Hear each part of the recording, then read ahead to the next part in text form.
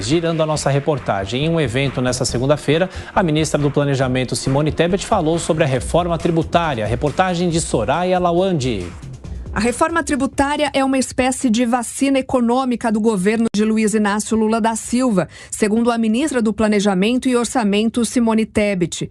Em evento com empresários e analistas promovido pela Câmara Americana de Comércio, Tebet reconheceu ser difícil realizar as mudanças, mas demonstrou confiança de ser possível aprovar a proposta até o final deste ano. E vamos estar ao lado também do ministro Haddad na reforma tributária. É a nossa única bala de prata, é a que nós temos para resolver decisivamente os problemas do Brasil, garantir um ambiente de negócio adequado, né, fazer o Brasil se tornar competitivo, desburocratizar, diminuir os impostos do consumo, fazer uma redistribuição da carga tributária para que garanta a justiça tributária. De acordo com a pesquisa realizada com 465 líderes empresariais e divulgada no encontro, 68% dos entrevistados avaliam que a prioridade do governo Lula deve ser a reforma tributária. Mais da metade dos executivos, porém, acredita ou entende serem baixas as chances de aprovação. Apenas 34% vislumbram média ou alta probabilidade da reforma passar neste ano. Eu não tiro a razão da maioria dos empresários que não depositam essa confiança na tramitação da reforma tributária neste ano. Afinal, podemos dizer que temos quase 3 décadas de promessa não cumprida em relação a elas. Para Simone Tebet, o debate da reforma nunca esteve tão maduro como nos últimos 3 anos. Mas ela diz que, lamentavelmente, faltou um ator que não estava em cena. A reforma tributária é nossa vacina econômica. E por conta disso, e porque nós temos essa consciência, todos os esforços do Ministério, nossos ministérios da equipe econômica estarão à disposição. Teremos a reforma ideal? Não, mas teremos uma boa reforma. Se não houver reforma, o déficit fiscal, que está em 230 bilhões de reais, é insustentável e impede o crescimento sustentável duradouro do Brasil. Durante o painel sobre a agenda do governo federal, a ministra do Planejamento e Orçamento, Simone Tebet, disse que nos próximos anos o Brasil precisa de um planejamento plurianual participativo, com projetos a médio e longo prazo. Disse ainda que o orçamento público precisa ser transparente, moderno, ser revisto quando necessário e focado na qualidade dos gastos. A ministra também garantiu que a economia do país vai decolar. Para isso, ela disse estar em parceria com outros ministérios da área econômica para entregar até abril um novo arcabouço fiscal, substituto do antigo teto de gastos que estabilize a dívida pública. Bom, para comentar as notícias do dia, Diogo Schelp conosco. Diogo, bem-vindo. A grande discussão sobre a reforma tributária. Claro que a aprovação não é fácil, porque há 30 anos não há uma aprovação de uma reforma mais ampla, apenas alguns remendos. Mas, de qualquer forma, será que há espaço político para o Congresso aprovar a reforma? Bom dia, Thiago, Adriana, bom dia a todos. Interessante como a discussão muda conforme muda o governo.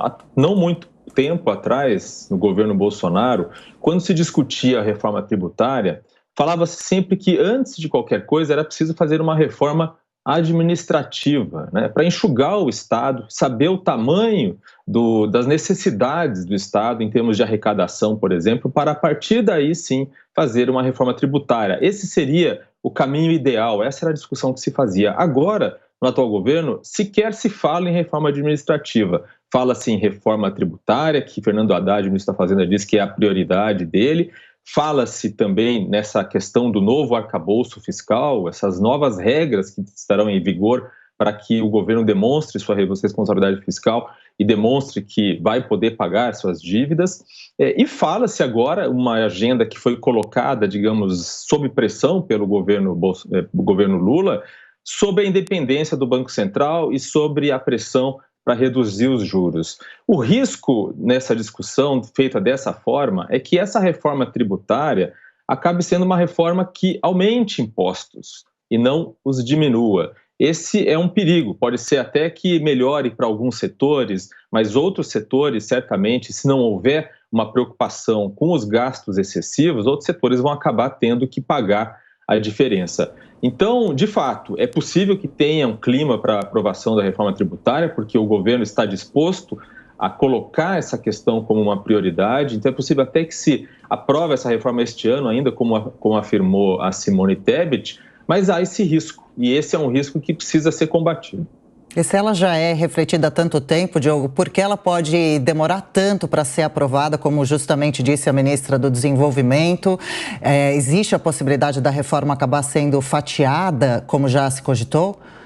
Acredito que esse seja o caminho, né? No governo anterior já se falava num fatiamento da reforma tributária. O próprio ministro da Economia, Paulo Guedes, o ex-ministro, era a favor de fazer esse caminho para a aprovação da reforma. Talvez era visto essa estratégia como a mais factível para que se conseguisse aprovar algo que é realmente de grande complexidade.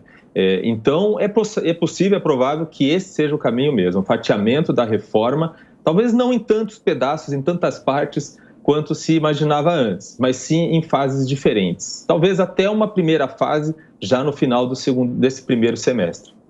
Agora, Diogo, só acrescentando a meta fiscal e a âncora fiscal que o governo também vem discutindo, será que isso deve ser definido antes ou até mesmo depois da reforma tributária?